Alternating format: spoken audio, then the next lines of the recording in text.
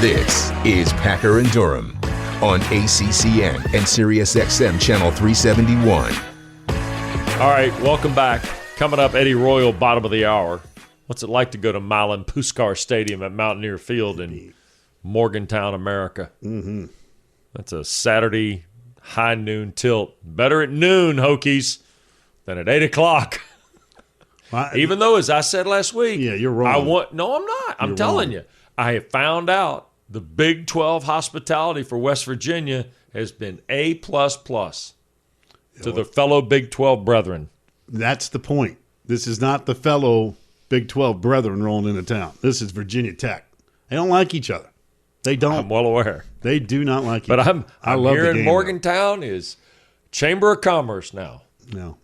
You're not walking up there I'm not going, but somebody's going. You're not up there wearing the colors this That's weekend. It. All right. I mean, for a while, they thought they were joining the ACC. Now this Big 12 expansion, they know they're not joining the ACC, so it's back to business again. There you go. When the Hokies come to town. That's right. Okay, let's go to conference cuts, shall we? Yes. Mike Norvell. Oh, man. Yesterday at the podium, basically asking if Notre Dame impacted the results Saturday night against Jacksonville State. I've never had a good feeling loss. Never. I've never experienced that. The fact that we didn't quit against Notre Dame, yeah, that's minimum expectations. The fact that we play hard, right, that's minimum expectations, right? I believe in these kids because I know what they invest. I know what they work. I know how much it hurts whenever you come up short. Notre Dame, Jacksonville State.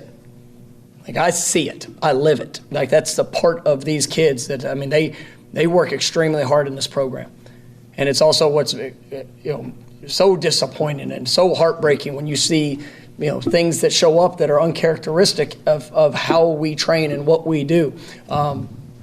We have to learn how to overcome that. And I don't care who you play. It does not matter. It didn't matter the first week. It sure as crap didn't matter last week. We have to go out there and play, coach, and execute to how we train. And if we do that, then once again, I don't give a crap who we play. It won't matter. This football team's not going to quit. And, from all the things that have happened and the examples that we get to point back to in this last game, we have to build and get better, and we're going to. And this will be something that we look back to, right? Nobody wants to have the experience. Nobody wants to have the feelings. But it's our opportunity to respond to it, and it's our opportunity to go get better. That's why last night we didn't just sit out there and drag our heads around. Was anybody happy? No. Everybody's sick to their freaking stomach about what happened Saturday night. But you go back out and you go to work.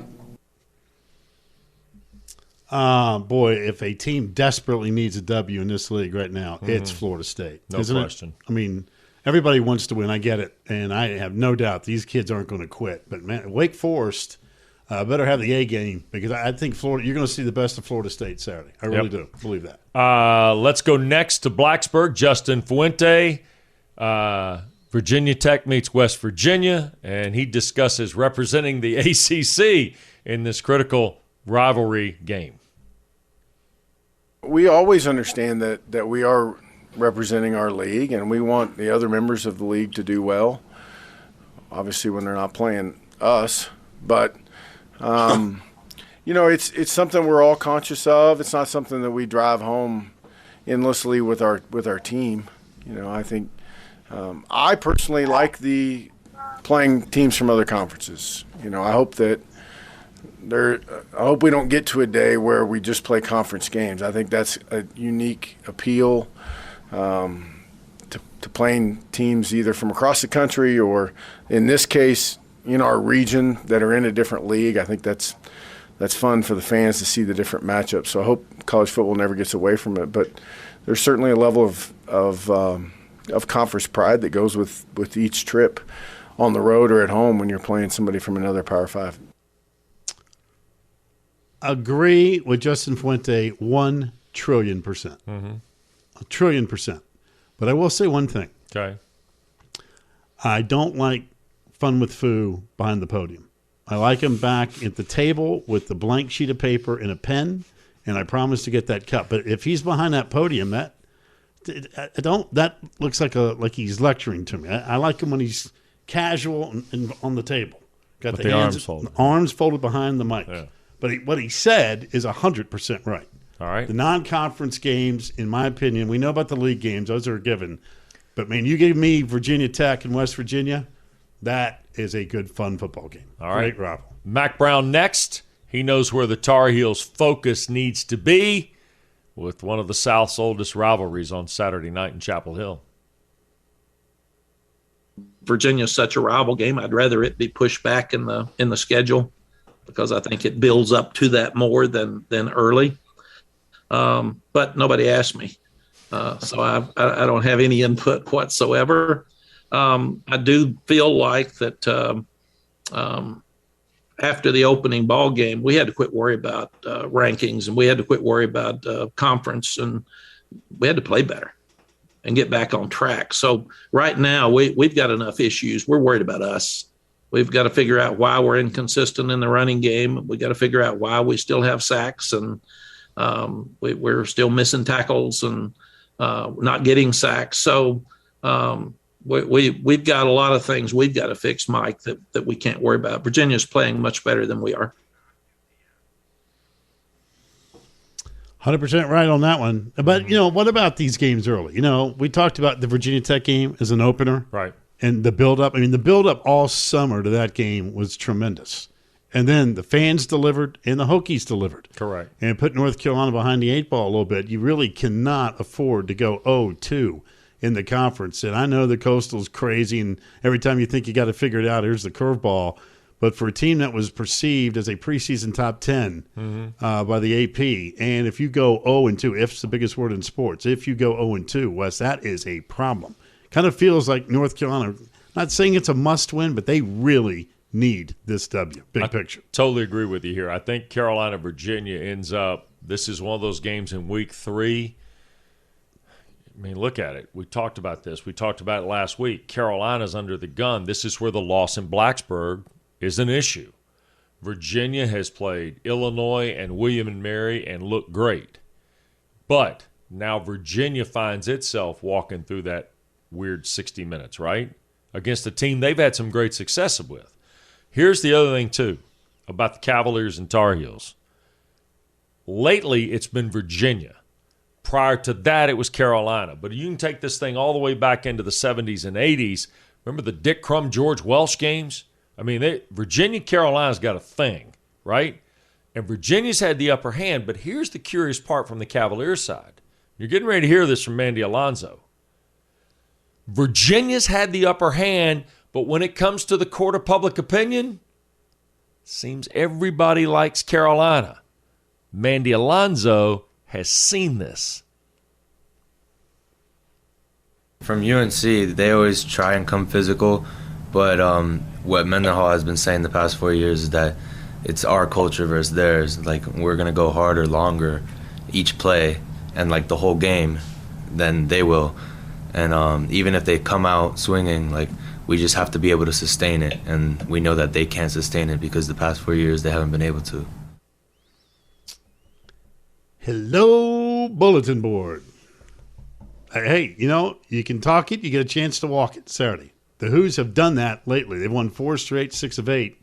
But I get a sense on a Tuesday, it could change by Friday, but I get a sense on a Tuesday that North Carolina is in a position where they understand after the loss to Virginia Tech, it did change their landscape instantly. Mm-hmm. For Virginia, they flew underneath the radar all summer long. All summer long. Everybody talk about North Carolina, Miami. There'd be a sprinkling of Virginia Tech in there, and we're as guilty as that as anybody else. I mean, that was the conversation.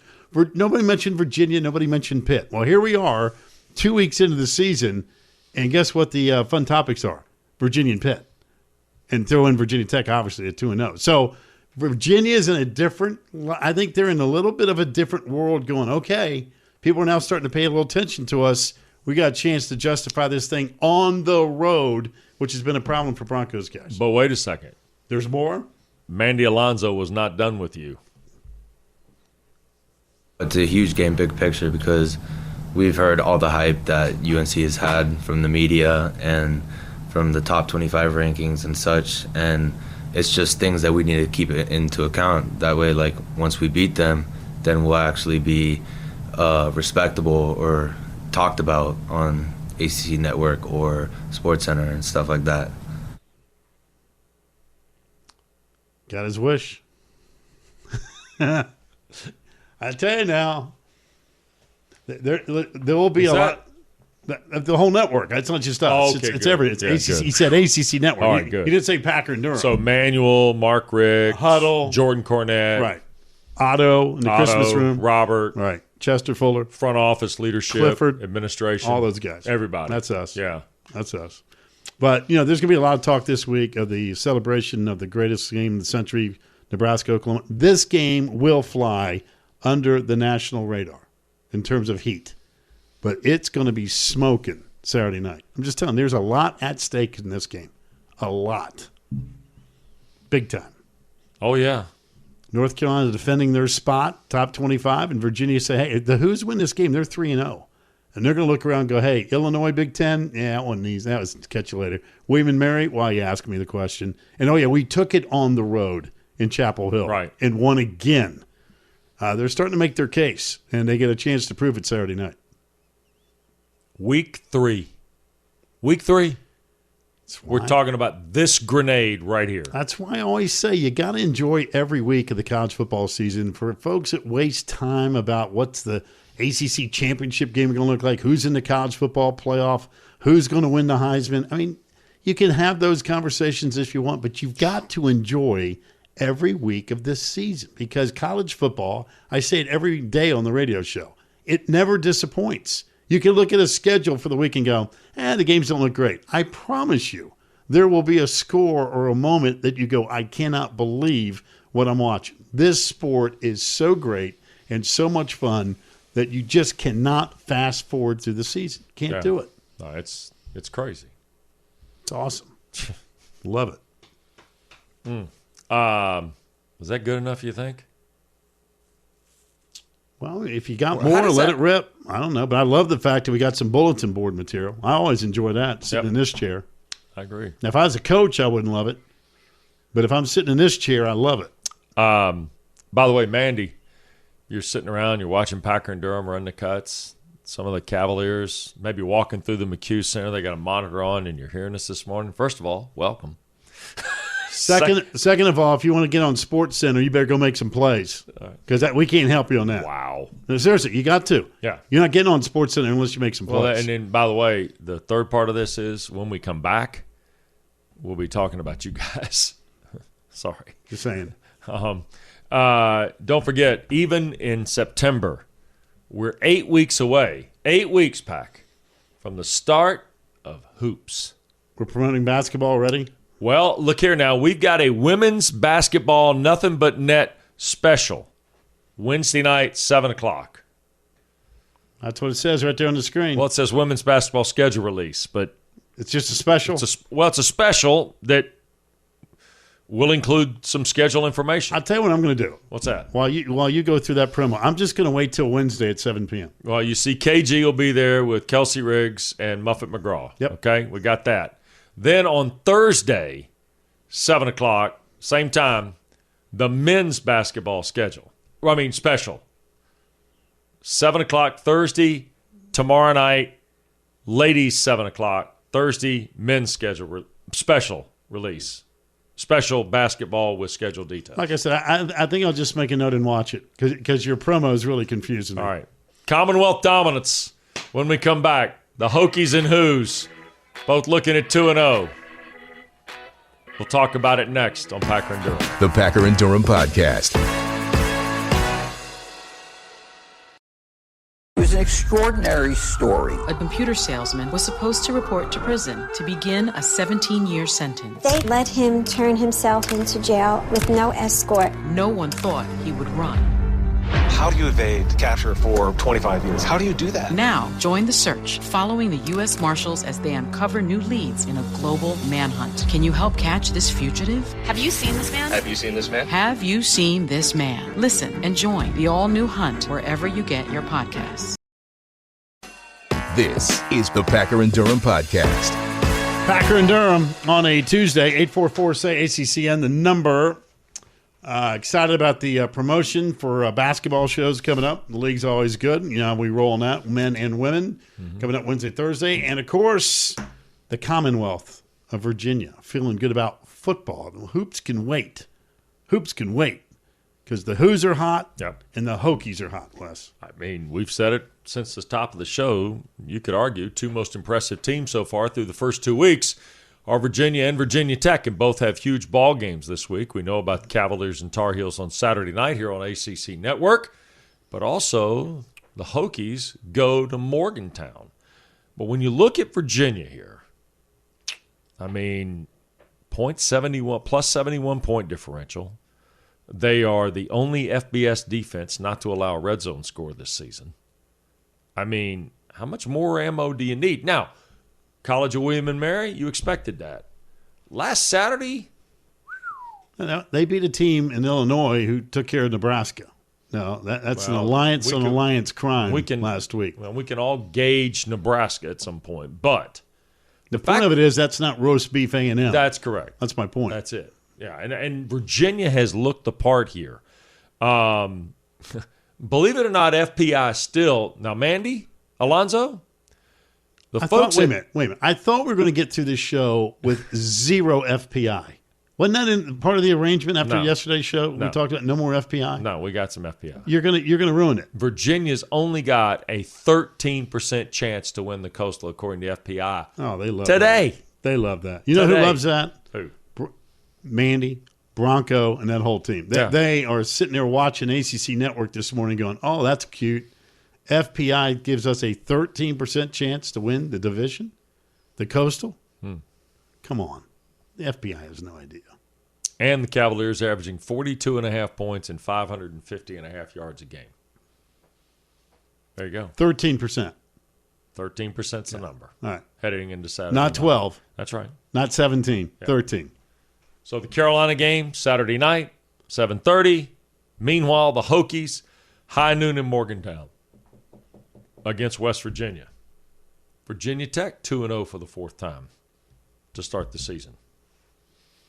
Allowed only one play of more than 30 yards this year. Well, here's what they both have.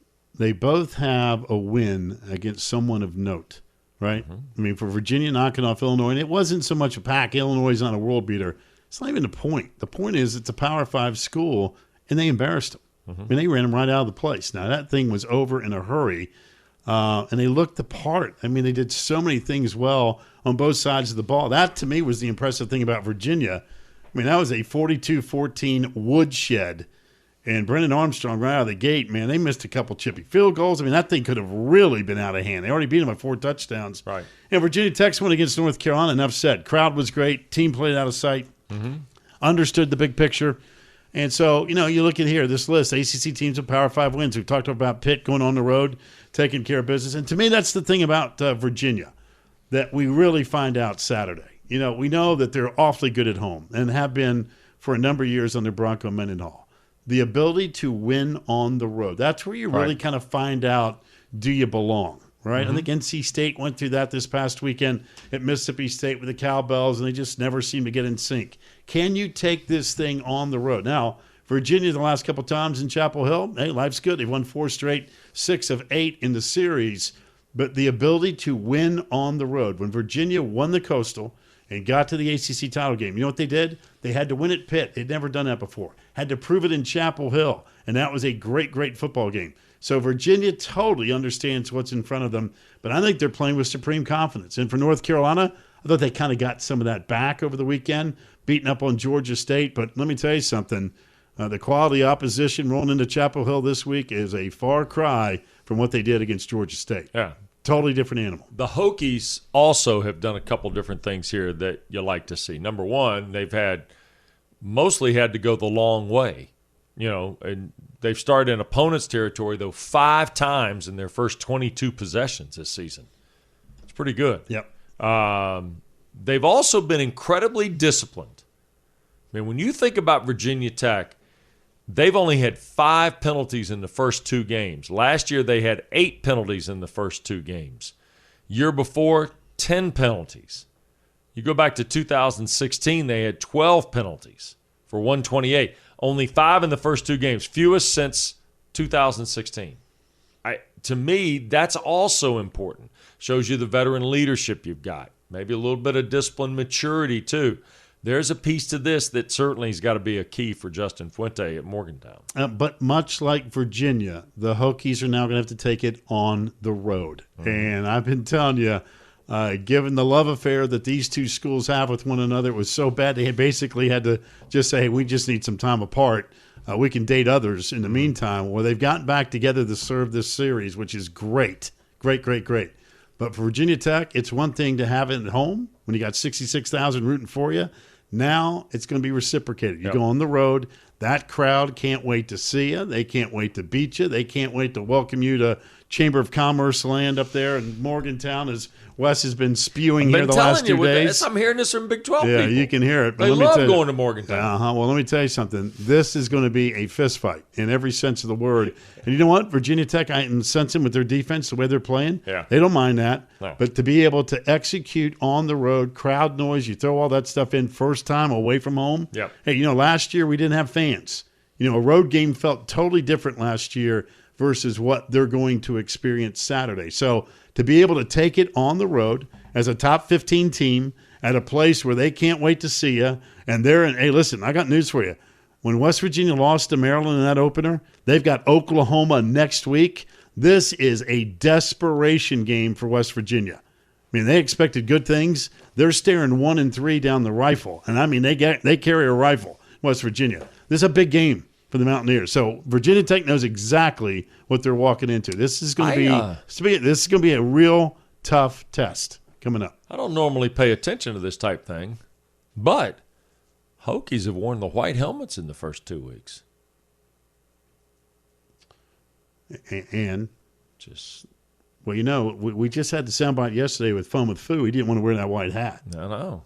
Wonder if we're going to go. I don't think any of that stuff matters, personally. I wonder if we're going maroon helmets on Saturday at Milan Puskar Stadium. Well, it feels like a rock'em sock'em game to me. Tell me, no kidding. It does.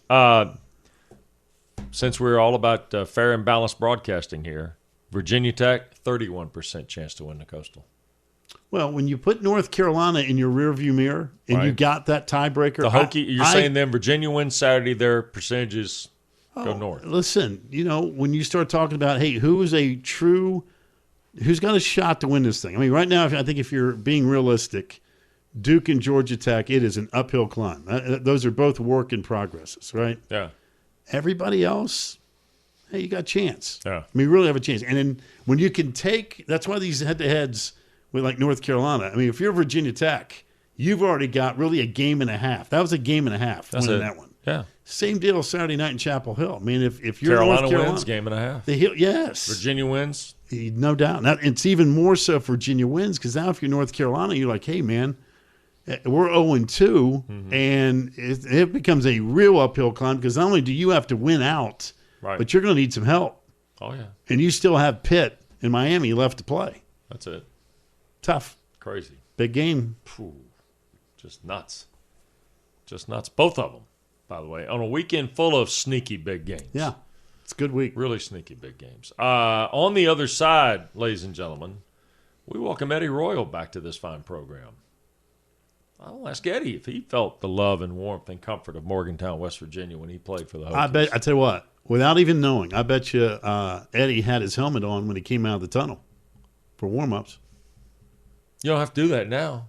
Oh. You can go out and wave and. You better have your helmet on, Morgantown. I've been told. Big 12 people. Well, I've seen it. You need to have your helmet on at Morgantown. When we come back, 60 minutes and then some. Oh man, what a sight that was! Right? Hokies are playing well, and now they're going to Mountaineer Field on Saturday. Eddie Royal joins us. We'll break down the injuries, Braxton Burmeister, that and more ACC football with the Hokie legend next. Packer and Durham.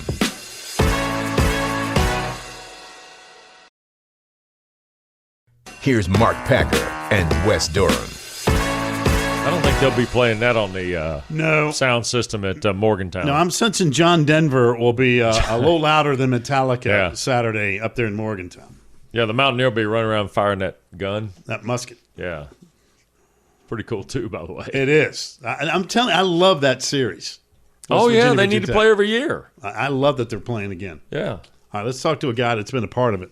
Eddie Royal joins us front and center. First of all, Eddie, there's a lot of different ways to go here, but I'm going to start with this rivalry. They don't like each other. And I just kid around with Wes. I suspect when you come out of the tunnel for warm-ups, post-game, whatever the case may be, you wear your helmet in Morgantown, I assume. Yeah, that was one of the first things they told us about going there was make sure you have your helmet on. And I'm new to the game. I'm like, what do you mean? Like, why? And they're like, man, they're going to throw everything they got at you. I'm not saying they're throwing that. I know that that's out there, but they're throwing everything, drinks, popcorn, candy, everything that they got to let you know that they don't like you.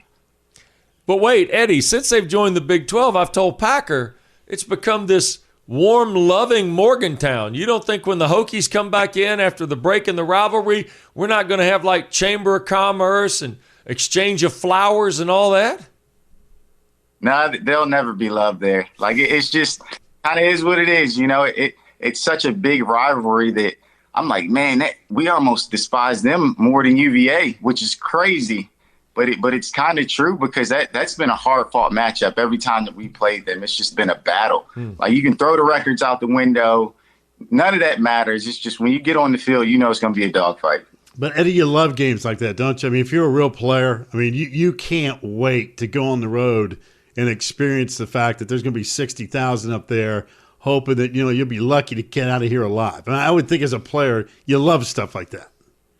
Yeah, you love it because it's all of you and your teammates against the world mentality. You know that the other team hates you and all of their fans hate you. So all you got is the guys with you in that locker room. And that's the perfect environment for a football team. And a brotherhood. You just lean on each other to make plays and look out for each other. Man, look at all this video we've gone and found of 4 rolling in the end zone at Mountaineer Field and, taking people out. All right, let's get to what you saw last Saturday against Middle Tennessee State. I was impressed on a couple of fronts. Number one, you take a win like the Carolina win on that Friday night, and you got to sit around and hear everybody give you the attaboys for a week, right? And sometimes it's hard to go back on that next Saturday and pull the trigger again at the same level. I thought Braxton Burmeister met a lot of challenges within himself and within that locker room last Saturday with his performance and getting Virginia Tech to the early lead and understanding kind of what that game was. Yeah, he did, and there was some adversity there for him as well. He took a hit on a scramble, and he came out for a play. And then this was the first play that he came back in. He threw a strike to the corner of the end zone. So it showed you his toughness and his leadership abilities. So, I mean, he's one of those guys who's going to make plays with his feet as we're looking at right now. And he's just a gutsy performer. He's a gutsy player. I mean, we saw that. Things weren't great early on. I mean, it was a battle. Middle Tennessee came out and played them tough. And Virginia Tech fought through some little headaches and hiccups and continued to battle and came out ultimately winning. Eddie, yesterday was a lousy, lousy day on the injury front in the ACC. So many stars injured and out for the year, and that includes the governor, James Mitchell, who's about as versatile a tight end that we've seen in this league in a long, long time, and that's saying something. The guy can catch, he can block, he can run. The loss of Mitchell for this offense means what moving forward for the Hokies? Just the middle of the field presence. Like, he was a guy that, I mean, you could throw it to him on third and 5. You're going to find him. He did jet sweeps. He returned punts. Like you said, the guy was versatile. I mean, you don't see that from a tight end. So teams had to respect him down the middle. Now you lose that threat. That's the one thing that Virginia Tech is lacking a little bit is the downfield passing attack. So now you lose your best guy in the middle. Now it kind of you got even more question marks. So he was a team leader. It's just a devastating blow for that team and that kid because he did have the chance to go to the NFL last year and he decided to come back. All right, Eddie, when we get beyond the Mitchell injury, we talk about Burmeister. Let's pivot back to more quarterbacks here because Pack and I started the show. We talked to Eric McLean a little bit about top quarterback plays. I put Burmeister at 5 on the list.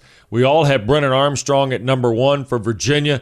And then 2, 3, and 4 was a combination of Sam Hartman, Kenny Pickett, Sam Howell.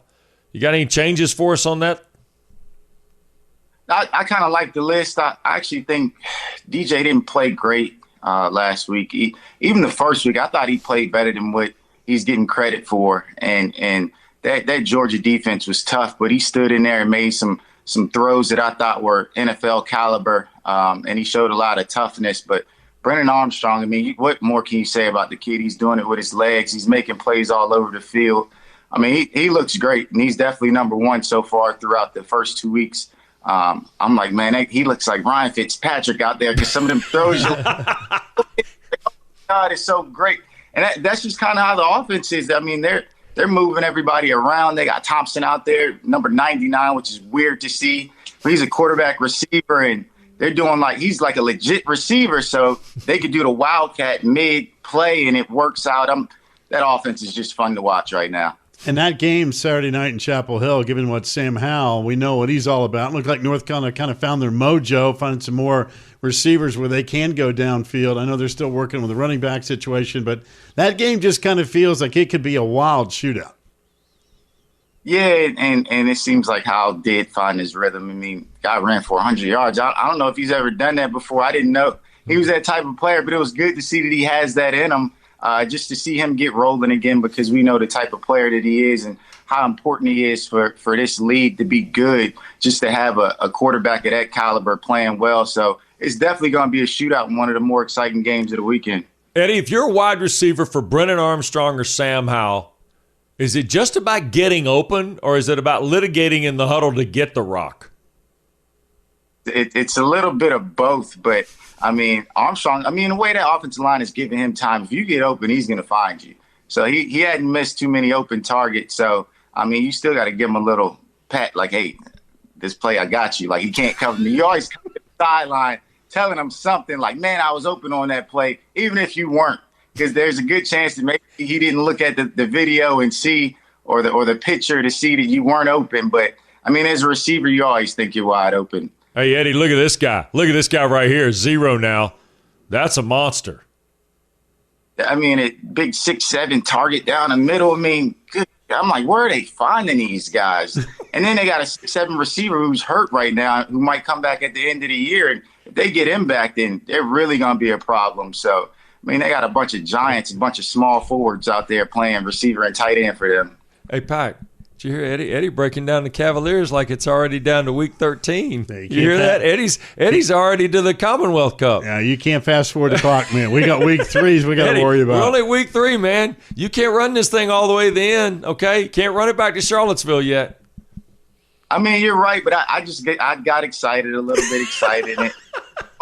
I'm telling you, it's hard for me to admit that they're a good football team right now. Like, I don't want to say it, but it's true. Like, that's how you know it's got to be overwhelmingly true that I'm saying UVA is a pretty good team. Yeah, they are that. Now, let me take you to the other end of the spectrum.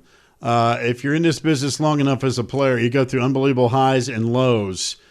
Florida State hit a low Saturday night. It just a really inexcusable loss to Jacksonville State. What are your expectations of how they will either bounce back or maybe they don't? Mike Norvell said, hey, this team will not quit. And you get a sense that this is really a critical game as they go on the road to take on undefeated Wake Forest.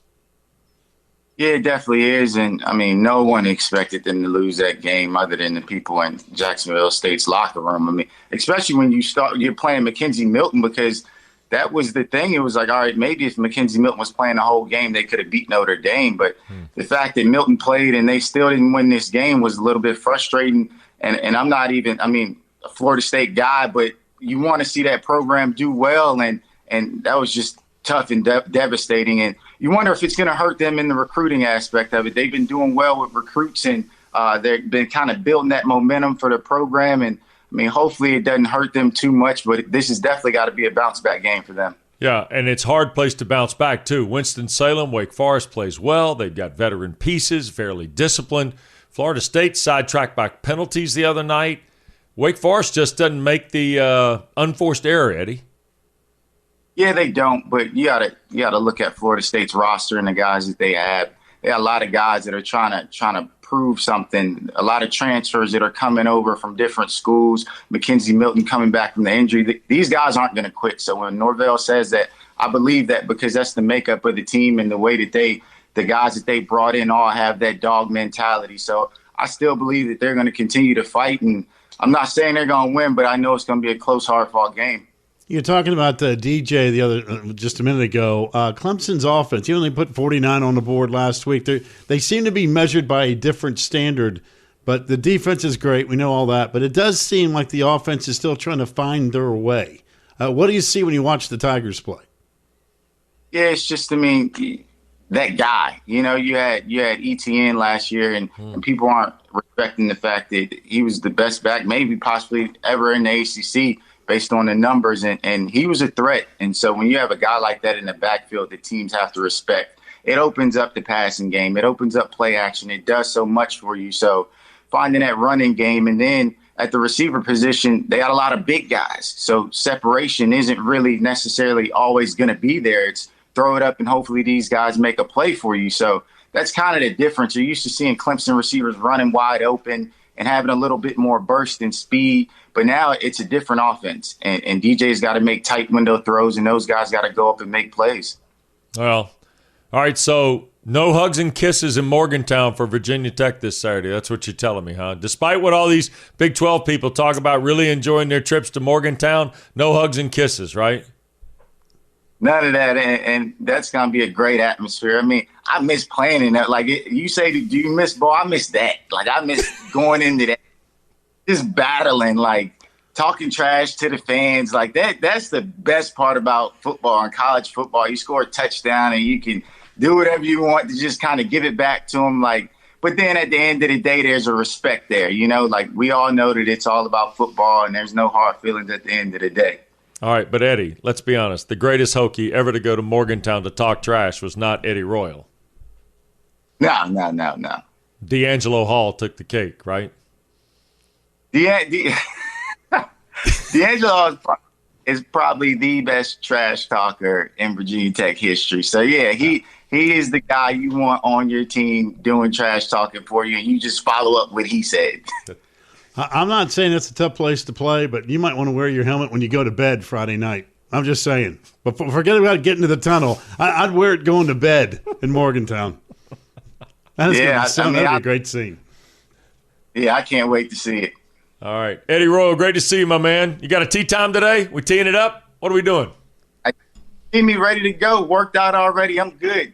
It's a beautiful day here. Yeah, see? Pack. That means 36. That means 36. Eddie's got 36 in him. I can feel it. The only thing that matters is my score starts with a 7. Anything that starts with a 7, I'll be. Yeah. Pack. You know what? Eddie Royal now, he's all of a sudden joining the roster of the ACC Network golf team. Yep. Yeah, okay. Time. Yeah, we got some people you need to meet, Eddie. Yeah. Bring your wallet. Bring your wallet, Eddie. Always ready for a game. Okay. Oh, not me, but there's some others on the roster. Thanks, Eddie. Be well. Take care, man. Thanks for having me, guys. You bet. Absolutely. Look forward to it again. Don't forget, we got a triple header for you here on ACC Network. As we kick in the football, you know the story with the huddle. The kids are at Kenan Stadium, 10 o'clock on Saturday morning. Then ACC football presented by Subway. The Great Danes and the Orange at the Dome with Chris Cotter, Mark Herzlich, and Jalen Johnson. Then the fabled horseshoe on the West Campus Pack. JPI. The Jim Phillips Invitational. That's it. Yeah, Northwestern and Duke. Roddy, Larisha, and I will be at Wallace Wade for you. And then ACC Outdoor Stadium, right? Primetime Football presented by Geico, 7:30 with Dave O'Brien, Tim Hasselbeck, Kelsey Riggs. It's Virginia and number 21, North Carolina on ACC Network. Live on the ESPN app. One tap. When we come back, ACC, we tell you all the time, folks, on the field and off the field, the numbers prove it. And it's National Field Hockey Day. Where's Aaron Matson? Back after this on Packer and Durham. The Packer and Durham Podcast.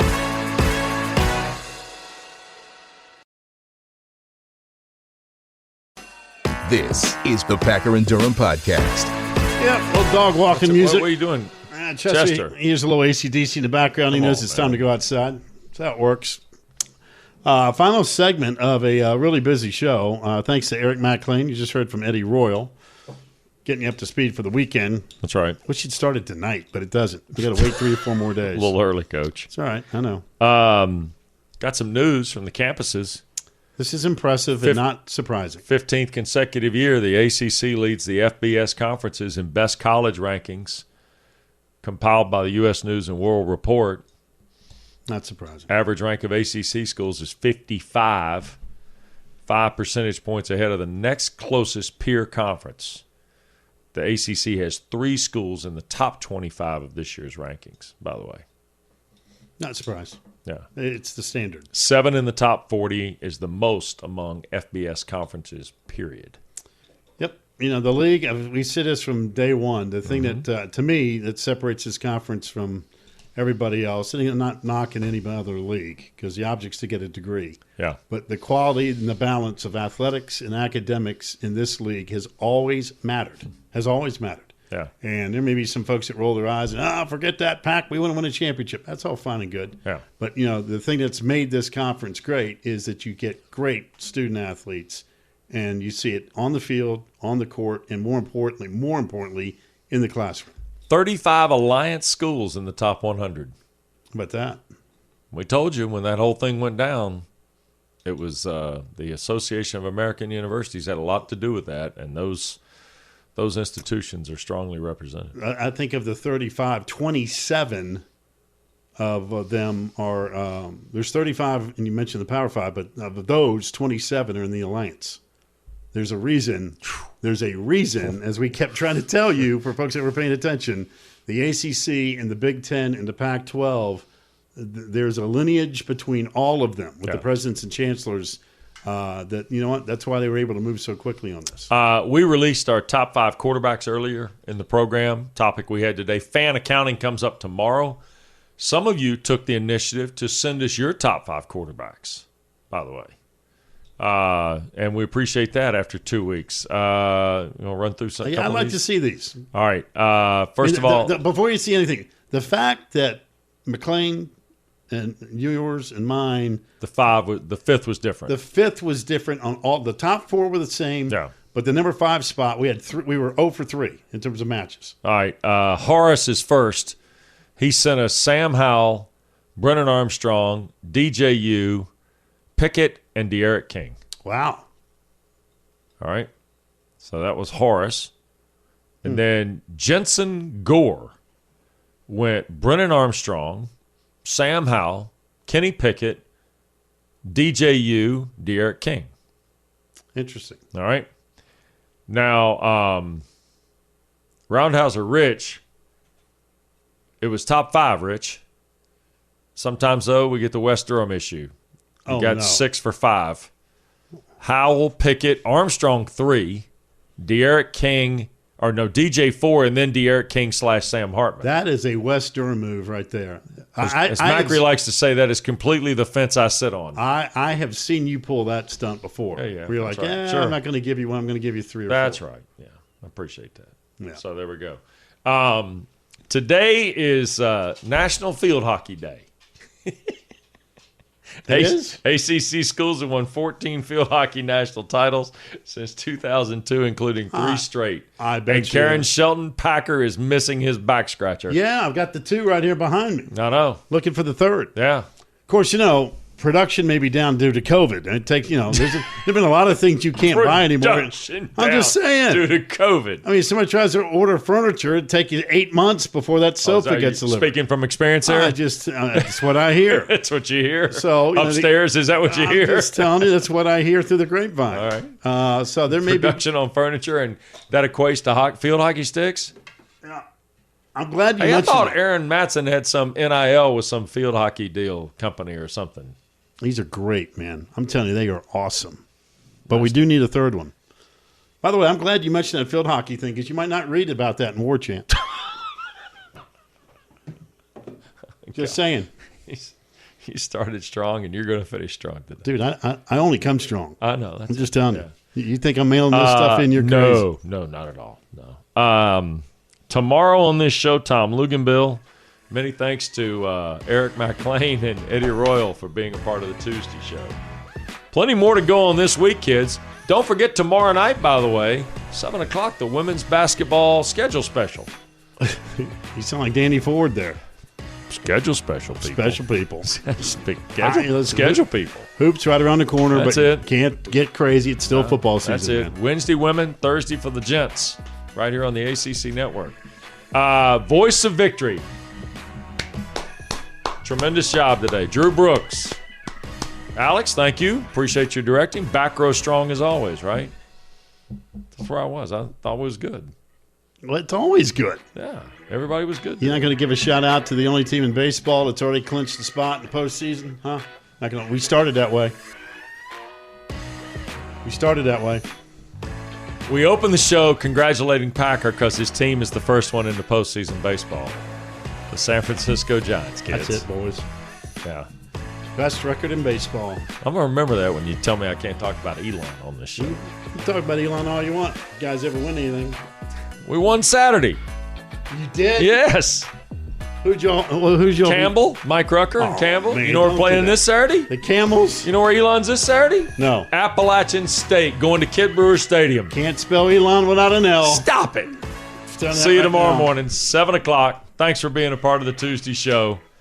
And as always, download the podcast if you missed any of it, or sit tight. It's next, right here on ACCN. Tune into Packer and Durham weekday mornings from 7 to 10 Eastern for the best conversations about everything from the ACC. Find it on the ACC Network, SiriusXM Channel 371, and streaming on the ESPN app. It was a stunning fall from grace. Did it concern you that a number of tests weren't working on Theranos' devices? Her story, unbelievable. Her voice, unmistakable. I know that we made so many mistakes. The strange saga of Elizabeth Holmes continues. I'm Rebecca Jarvis, and I've been reporting on the case of Elizabeth Holmes for more than 5 years. And now that she's finally going to trial, we'll be following the case and Elizabeth every step of the way. She's a big risk taker. I think she's willing to roll that dice. The Dropout is back. Listen now and every Tuesday during the trial wherever you get your podcasts.